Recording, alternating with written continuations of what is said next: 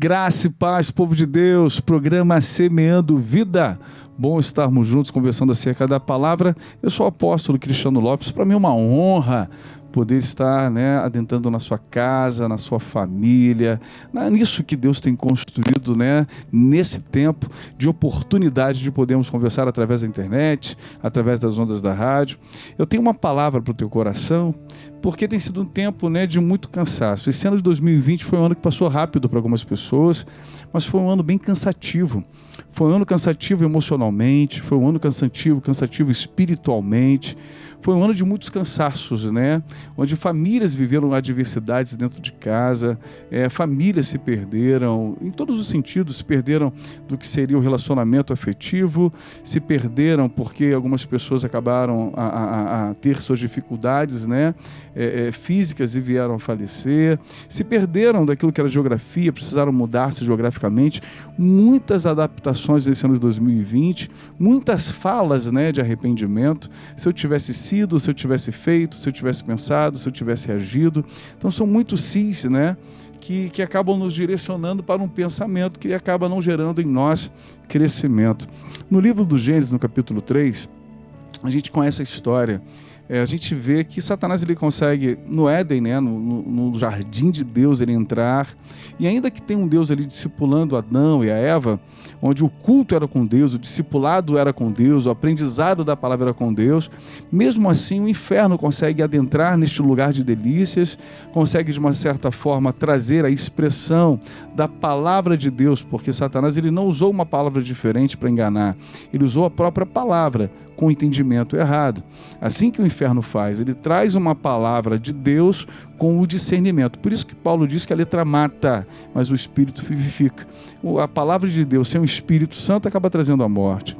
Quando a gente vê essa construção no Gênesis, onde Satanás ele consegue adentrar, deturpar aquilo que é a mente da mulher e do homem, e ali acontece o pecado, a consequência do pecado vem sendo narrada de diversas maneiras. No capítulo 3 de Gênesis, no versículo 17, diz assim: E a Adão disse: visto que atendeste à voz de tua mulher, comeste da árvore que eu te ordenara não comesse, maldita é a terra por tua causa. Olha, a palavra de Deus não foi para Adão, não foi que Adão se tornou maldito, a palavra foi que a terra se torna maldita por causa dele. E Deus continua: em fadigas obterás dela o sustento durante os dias de tua vida, e ela produzirá também cardos e abrolhos, e tu comerás a erva do campo. No suor do teu rosto comerás o teu pão, até que tornes a terra, pois dela foste formado, porque tu és pó e ao pó tornarás. A expressão aqui de terra amaldiçoada é algo muito sério para nós nesse tempo, porque nós estamos vendo verdadeiramente algumas situações dentro do nosso contexto de mundo, que verdadeiramente a expressão e sentimento que é uma maldição.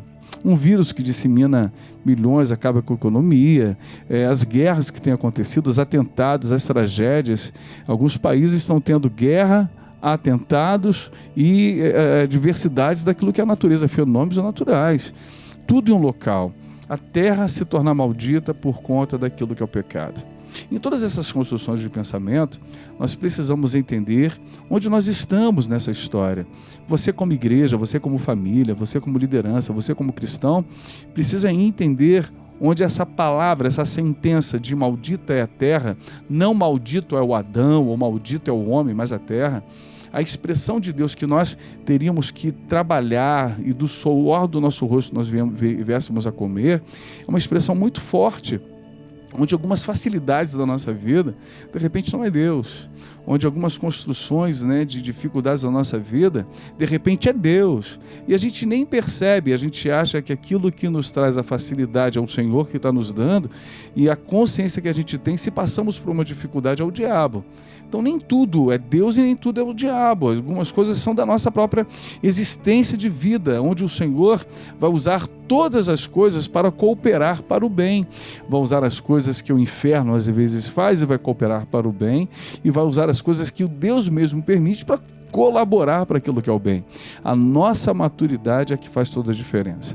O que não pode existir dentro de nós é esse sentimento de que alguma coisa está acontecendo onde eu vou passar fome. A Bíblia está dizendo aqui que não há o sentimento de faltar o pão. Diz que você vai comer o pão, mas do suor do rosto. Isso é para você que preguiçoso, de repente, com suas muitas limitações, não está se esforçando para se recriar. Pastor, mas você não sabe o que eu estou vivendo, é um tempo de pressão emocional, de pressão espiritual, não consigo me mover para um lado e para o outro. Ei, tem um povo que está orando por você. A Bíblia diz, o Senhor trazendo essa palavra, se o meu povo, que se chama pelo meu nome, se humilhar, orar, buscar a minha face, se converter dos maus caminhos, eu ouvirei dos céus e vou sarar a terra. Então, uma expressão de maldição e é uma expressão de cura, onde Deus nos coloca exatamente nesse meio termo para trazer equilíbrio nessa expressão.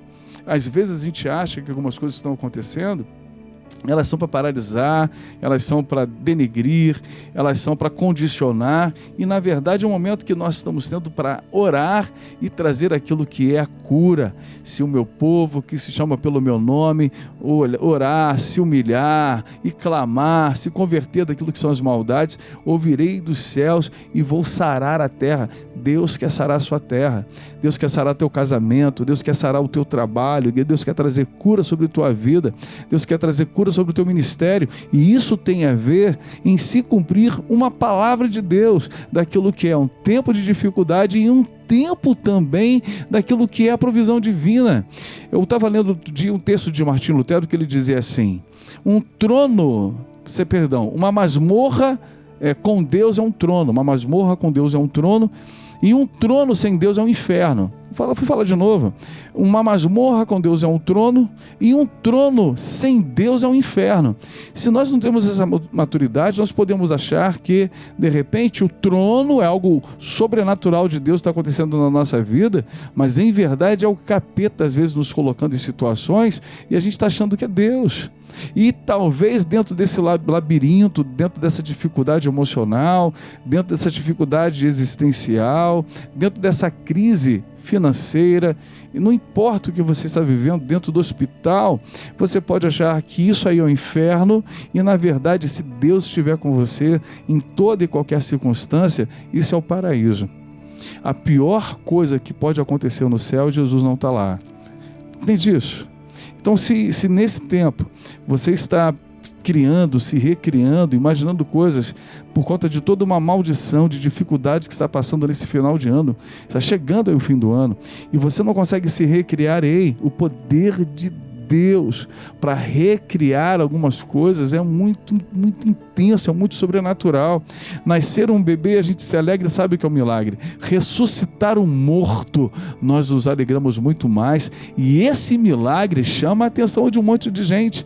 Nesse dia, Deus está ressuscitando sonhos na tua casa, está ressuscitando sonhos dentro da tua família, ressuscitando sonhos dentro de você, apesar de estar vivendo um tempo de expressar exatamente o que o Senhor diz sobre Adão: maldita é a terra, Adão, mas também essa expressão de uma humilhação do povo de Deus e de uma cura que o Senhor pode trazer sobre a terra, sobre a nossa vida, sobre a nossa família, em nome de Jesus. Eu creio que podemos passar esse momento, finalzinho de ano, 10 meses aí, na presença de Deus, seguros na mão dele.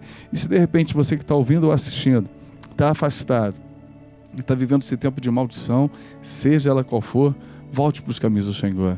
Volte hoje, não perca tempo, seja cheio do Espírito Santo. Isso que tem te feito falta, isso tem colocado em xeque algumas construções na tua vida. Um beijo no teu coração, viu? A paz de Cristo, que seja um dia de vitória em nome de Jesus.